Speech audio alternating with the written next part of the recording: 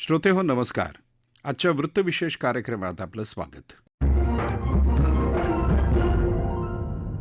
जगातल्या बलाढ्य आणि आर्थिकरित्या सक्षम राष्ट्रांची महत्त्वपूर्ण मानली जाणारी G20 शिखर परिषद यंदा इंडोनेशियात नोव्हेंबर 2022 मध्ये होणार आहे.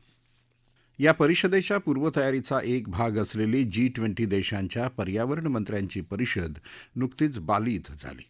या परिषदेत पर्यावरणाच्या दृष्टीनं चर्चिले गेलेले मुद्दे, आगामी G20 शिखर परिषदेत चर्चिले जाणारे जागतिकदृष्ट्या महत्त्वाचे विषय आणि भारताच्या दृष्टीनं त्यांचं महत्त्व या अनुषंगानं केलेली चर्चा आजच्या वृत्तविशेषमध्ये आपण ऐकणार आहोत.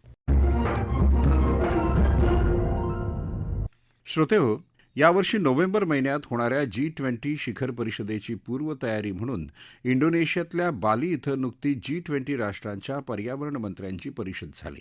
यामध्ये भारताचे केंद्रीय पर्यावरण मंत्री भूपेंद्र यादव यांनी सहभाग घेत भारताची भूमिका मांडली. एकूणच G20 शिखर परिषदेत मांडले जाणारे विषय आणि त्याची करण्यात येत असलेली पूर्वतयारी याविषयीचं विश्लेषण आंतरराष्ट्रीय घडामोडींचे विश्लेषक डॉक्टर शैलेंद्र देवळानकर यांच्याकडून जाणून घेऊया. अलीकडच्या काळामध्ये राष्ट्रांपेक्षा जे व्यापार गट आहेत किंवा ज्या आंतरराष्ट्रीय किंवा प्रादेशिक संस्था संघटना आहेत यांचं महत्व आंतरराष्ट्रीय राजकारणामध्ये अत्यंत वाढलेलं आहे. जशा अनेक अशा स्वरूपाच्या संघटना आहेत, जसं आसियान असेल, त्याप्रमाणे युरोपियन महासंघ असेल, यासारख्या संघटना आता पुढे यायला लागल्यात. यामध्ये G20 ही एक जागतिक पातळीवरची संघटना आहे. या संघटनेची निर्मिती ही ज्या वेळेला 2008 मध्ये जागतिक महामंदी ही आलेली होती, ज्याला युरोपियन करन्सी क्रायसिस असं देखील म्हटलं जातं, आणि याचा फार मोठी झळ युरोपियन देशांना बसली होती. त्यामधनं या आर्थिक महामंदीमधनं आर्थिक अर्थव्यवस्थेला बाहेर काढता येईल या दृष्टिकोनातून G20 या गटाची स्थापना झाली आणि त्यावेळेला G20 ने एक नेतृत्व पुरवलेलं होतं आणि त्यामध्ये अनेक देशांना मदत केली होती यातनं बाहेर निघण्यासाठी. त्यापूर्वी G7 किंवा G8 म्हणून ओळखला जाणारा हा गटच केवळ प्रभावी होता, परंतु G20 ने आता जगातली अत्यंत जबाबदारी ही आपल्याकडे घेतलेली आहे. या G20चं 2023 मध्ये जे यजमान पद आहे, अध्यक्ष पद आहे, ते भारताकडे आहे आणि ही पहिल्यांदाच G20 ची समिट ही भारतामध्ये होतीये. भारतासाठी अत्यंत गौरवाची अशा स्वरूपाची बाब आहे. भारताची त्या दृष्टिकोनातून तयारी देखील मोठ्या प्रमाणावरती चाललेली आहे. विशेष म्हणजे भारताचं G20 मधलं स्थान जे आहे ते अत्यंत महत्वाचं आहे, कारण आता भारत हा G20चा अजेंडा जो आहे तो ठरवायला लागलेला आहे आणि ही एक अत्यंत महत्वाची बाब आहे. यापूर्वी भारताने G20च्या व्यासपीठावरनं ज्या वेळेला अनेक महत्वपूर्ण मुद्दे मांडले त्या वेळेला त्या मुद्द्यांना मान्यता दिली गेलेली आहे. उदाहरण द्यायचं झालं तर 2016 मध्ये भारताने काळ्या पैशांचा म्हणजे ब्लॅक मनीचा प्रश्न हा मांडलेला होता. त्यानंतर जे गुन्हेगार भारतामध्ये क्राईम करतात किंवा आर्थिक गुन्हे करतात आणि इतर देशांमध्ये ते राजाश्रय घेतात किंवा इतर देशांचं नागरिकत्व घेतात, तेव्हा अशा गुन्हेगारांचं प्रत्यार्पण हे केलं गेलं पाहिजे आहे आणि त्या दृष्टिकोनातून भारताने एक अत्यंत महत्वपूर्ण अशा स्वरूपाचा ठराव मांडला. तो देखील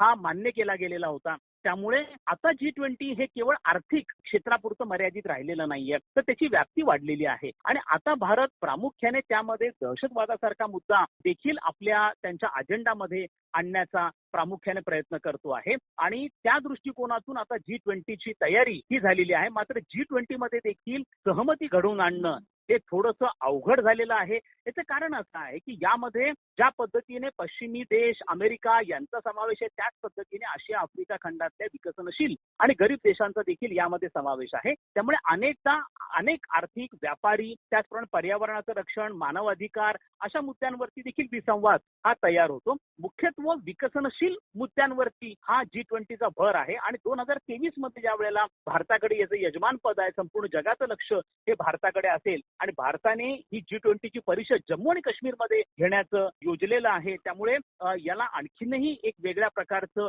महत्व आहे. त्याचप्रमाणे जे G20 चे डेलिगेशन भारताच्या भेटीवरती येणार आहेत ते भारताच्या मोठमोठ्या शहरांना देखील भेटी देणार आहेत. त्यामुळे भारताच्या दृष्टिकोनातून, व्यापारी दृष्टिकोनातून देखील ही एक अत्यंत महत्वाची मुद्दा आहे असं आपण म्हणू शकतो. मात्र जसं यावेळेला नोव्हेंबर 2022 मध्ये बाली, इंडोनेशिया इथं G20 ची समिट जी होणार आहे त्यामध्ये देखील रशिया युक्रेन युद्धाचं सावट जे आहे, शक्यता हे नाकारता येत नाही. त्याचप्रमाणे कोरोना महामारीचं सावट ज्या पद्धतीने जागतिक अर्थव्यवस्थांवरती पडलेलं आहे, त्यामुळे त्यांचा देखील त्याही गोष्टी अजेंड्यावरती असतील.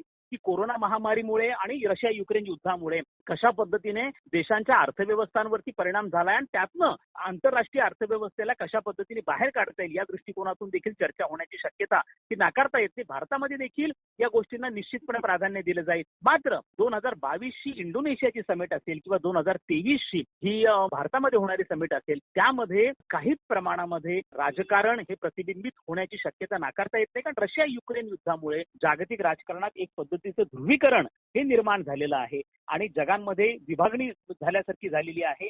त्यामुळे बऱ्याचदा अशा प्रकारचे मुद्दे जे वरवर तरी सर्वसामान्य वाटतात त्याच्यावरती देखील राजकारण होण्याची शक्यता ही नाकारता येत नाही.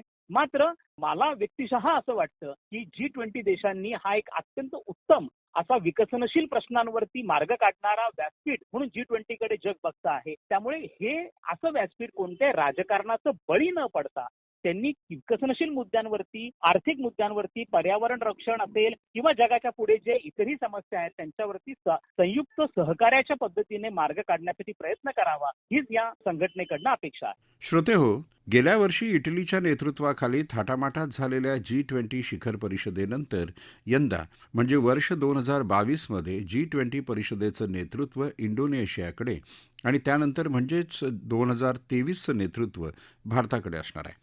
त्यामुळे जगाच्या व्यासपीठावर आशियातील या दोन महत्त्वाच्या देशांचं नेतृत्व उदयास येत असल्याचं दिसून येत आहे. G20 शिखर परिषदेच्या यजमानपदाचा बहुमान भारताला मिळाल्यानं भारताचं आंतरराष्ट्रीय स्तरावरील महत्त्व पुन्हा एकदा अधोरेखित झालं आहे. एकूणच जागतिकदृष्ट्या महत्त्वपूर्ण मानल्या जाणाऱ्या या G20 शिखर परिषदेचं यंदाच्या पर्यावरण विषयाच्या दृष्टीनं भारतासाठी असलेलं महत्त्व विशद करत आहेत आंतरराष्ट्रीय घडामोडीचे विश्लेषक डॉक्टर शैलेंद्र देवळानकर. G20 हा जगातल्या प्रभावी अर्थव्यवस्था असणाऱ्या देशांचा अत्यंत महत्वपूर्ण अशा स्वरूपाचा गट आहे आणि संपूर्ण जागतिक अर्थव्यवस्थेला दिशा देण्याचं काम हे G20 कडनं करण्यात येत असतं. आणि यावेळेला G20चं जे यजमानपद आहे 2022 या वर्षासाठी ते इंडोनेशियामध्ये आहे आणि 25 आणि 26 नोव्हेंबर 2022 मध्ये इंडोनेशियामध्ये G20ची जी परिषद आहे, मोठी परिषद आहे, ज्याच्यात सर्व राष्ट्रप्रमुख G20चे ते एकत्र येतील, ती परिषद होणार आहे. आणि त्याच्या पूर्वतयारीनिमित्त नुकतंच G20 जे देश आहेत त्यांच्या जे पर्यावरण मंत्री आहेत त्यांची एक बैठक इंडोनेशियाची राजधानी बाली इथं पार पडलं आणि त्या परिषदेमध्ये काही महत्वपूर्ण गोष्टींवरती चर्चा झाली. जी चर्चा G20 जी वार्षिक परिषद होणार आहे त्याच्या दृष्टिकोनातून देखील अत्यंत महत्वपूर्ण आहेत आणि त्या चर्चेमुळे एकूणच जगातलं पर्यावरणाचं राजकारण हे कोणत्या दिशेने चाललेलं आहे त्यावरती देखील प्रकाश पडतो. या पर्यावरण मंत्र्यांच्या परिषदेमध्ये प्रामुख्याने 3 मुद्द्यांवरती चर्चा झाली.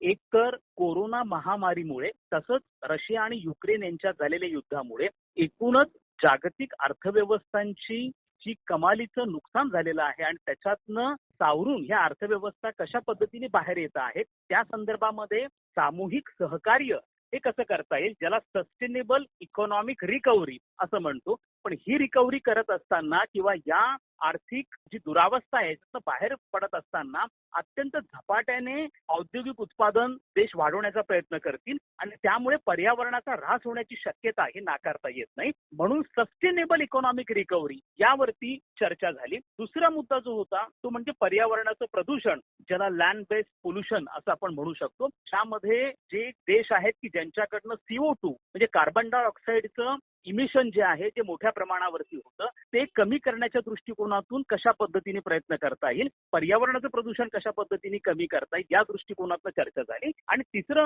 जो मुद्दा होता तो म्हणजे समुद्राचं, केवळ जमिनीवरचं प्रदूषण कमी करून चालणार नाही तर समुद्राचं देखील किंवा सागरांचं देखील प्रदूषण मोठ्या प्रमाणावरती होत आहे. त्या संदर्भामध्ये कोणत्या ऍक्शन्स घ्यायला हव्या यावर देखील चर्चा झाली. यातनं तो सगळ्यात कळीचा मुद्दा होता ज्याच्यावरती चर्चा झाली आणि त्याच्यावरती थोडे वाद पण झाले, संवाद पण झाला आणि तो होता की एकूणच पर्यावरणाचं प्रदूषण कमी करण्यासाठी किंवा CO2चं इमिशन कमी करण्यासाठी ज्या पद्धतीचा निधी लागणार आहे किंवा त्यासाठी आवश्यक असणारे तंत्रज्ञान आहे, या तंत्रज्ञान खरेदीसाठी गरीब आणि विकसनशील देशांना जो निधी लागणार आहे तो निधी कसा उभा करायचा या संदर्भामध्ये मात्र व्यापक चर्चा झाली आणि त्या दृष्टिकोनातून काही वाद पण झाले. यामधला जो एक अत्यंत महत्वाचा मुद्दा आहे तो असा आहे की सध्या जगामध्ये जे पर्यावरणाचं राजकारण जे चाललेलं आहे, ज्यामध्ये पश्चिमेकडची राष्ट्र जी आहेत ती राष्ट्र आणि ज्यामध्ये जे गरीब विकसनशील अशी आफ्रिका खंडातील राष्ट्र आहे यांच्यामध्ये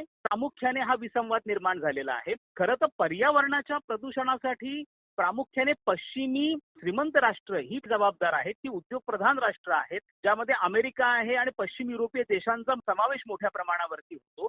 मात्र आता हे देश गरीब आणि विकसनशील देशांवरती दबाव आणता आहेत आणि त्यांना सांगतायत की तुम्ही पर्यावरणाचं प्रदूषण कमी करा.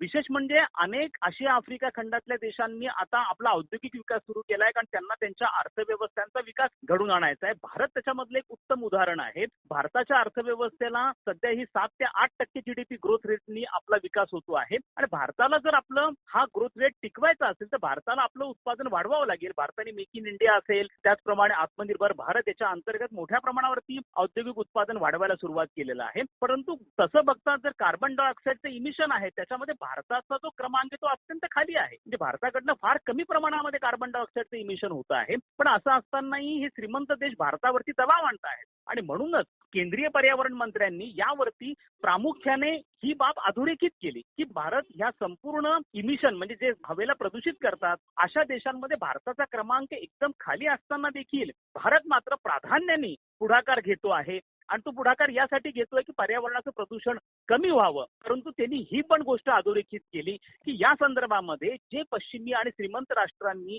यापूर्वी आश्वासन दिलं होतं की आम्ही गरीब विकसनशील देशांना आर्थिक मदत करू, हे तंत्रज्ञानाचं हस्तांतरण करू, परंतु तशा प्रकारची मदत ही श्रीमंत आणि विकसित देशांकडनं होत नाहीये आणि त्यामुळे मुळात प्रश्न निर्माण झालेला आहे की मग गरीब देशांनी हे तंत्रज्ञान कशा पद्धतीने खरेदी करायचं आणि पर्यावरणाचं प्रदूषण कसं कमी करायचं. आणि या ठिकाणी हा मुद्दा अडलेला आहे आणि G20 मध्ये पण त्याचं प्रतिबिंब पडताना दिसतं, कारण तिथं विकसनशील आणि विकसित अशा दोन्ही देशांचं G20 मध्ये एकत्रीकरण झालेलं आहे आणि त्या ठिकाणी देखील हाच मुद्दा पुन्हा एकदा आला, तो आहे रिसोर्स मोबिलायझेशनचा आणि त्या मुद्द्यावरती प्रामुख्याने भारताने देखील जोर दिलेला आहे. यामध्ये यापूर्वी पर्यावरण रक्षणासंदर्भातल्या ज्या बैठका झाल्या, ज्या बैठकांमध्ये प्रत्येक देशाने एक डेडलाईन ठरवायची आहे की ते कार्बन डायऑक्साईडचं जे इमिशन आहे ते झिरोवरती कशा प्रकारे आणतील आणि त्या दृष्टिकोनातून जसं इंडोनेशिया हा होस्ट नेशन आहे आणि इंडोनेशियाने सांगितलं की 2030 पर्यंत 41% हे ते कार्बन डायऑक्साईडचं इमिशन तो इंडोनेशिया कमी करणार आहे.